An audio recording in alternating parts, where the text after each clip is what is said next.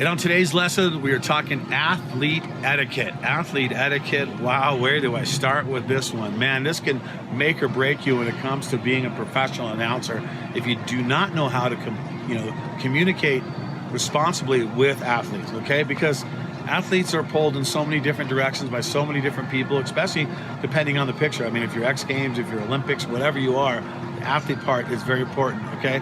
So let's start with athlete etiquette and let's get right down to it. All right, mealtime. All right, that's usually not the best time to ambush an athlete and try and get information out of them and try and find out what he or she is thinking. During mealtime, let them have their peace and quiet, because usually on a mealtime situation, this might be their only time that they have the solo time. So if you're gonna take it up and try and talk about something and get in their head a little bit, that's probably not the best time to do it. So I try to always avoid mealtime when it comes to dealing with athletes and talking to them, okay? Dining with athletes, well, that's fun, because if you're dining with them and you're both sharing food at the same time and you're talking, well, then you can small talk them a little bit, talk about things in the past, talk about things coming up in the future, and you can get a little bit of knowledge where it doesn't look like you're trying to interview them, but you're still getting knowledge from them, no matter what. And no matter what they say, they could talk about how they felt last year at this time during this competition. Well, you can use that when you're announcing, because now you've talked to them about that very same thing, and you could refer to, oh, last year, you know, right before he dropped in, he was thinking this, and you got that from just sitting down having dinner with him, all right?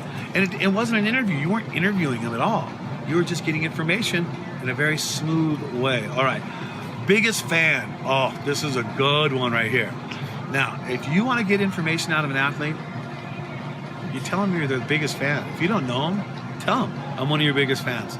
They're more likely to answer anything you ask them when you say that to them. So I always recommend, hey, I'm one of your biggest fans. I remember one time doing Major League Baseball. It was many, many years ago, and there was a professional baseball player who was one of the top players on the Los Angeles Dodgers at the time. And I wanted to get an interview with him for my radio show. So I didn't know what to do, because, you know, he wasn't talking to any of the media. And I walked up to him and I said, hey, I'm your biggest fan. If I could just talk to you for a second. And as soon as I said that, he opened up to me and he talked to me about music, talked to me about so many different things. And here's a guy who's a Hall of Famer in baseball who went on to the Hall of Fame. But the reason I got information out of him, because I came to him with, I'm your biggest fan.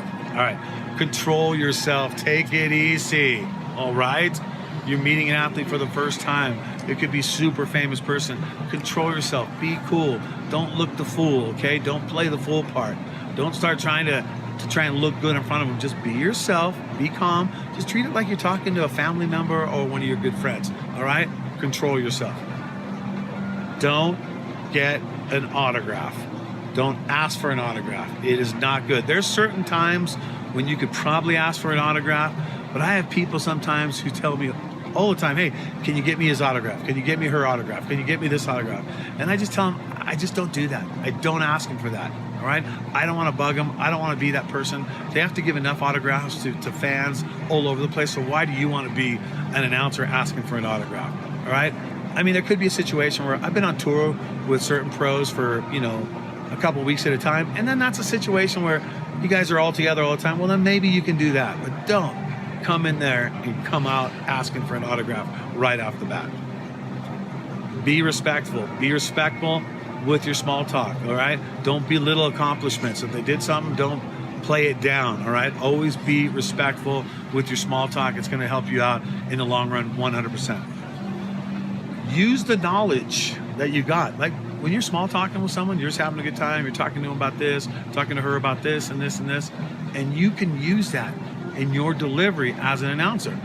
For example, oh, I talked with so-and-so about that very subject a little while ago, and they were saying they feel pretty confident about what they're going to do and what they need to have happen. See? Now, I just used that as a chance to get in there with them. So that is what it comes down to. You have to deal with it that way, because these people, they're pros, they're sought after. So athlete etiquette is so, so important.